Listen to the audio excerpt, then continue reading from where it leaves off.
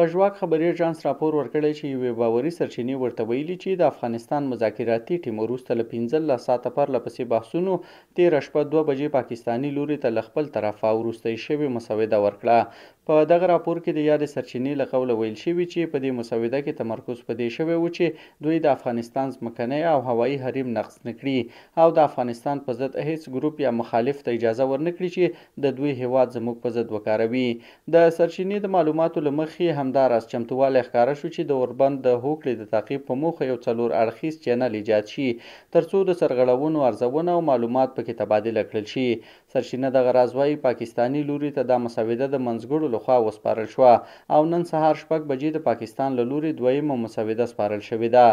دغه سرچینه وایي نن 12 بجې به یو وار بیا دواړه ټیمونه د منځګړو په حضور کې سره یوځای کیږي او کوښښ به کوي چې یوې نهایي نتیجې ته ورسیږي.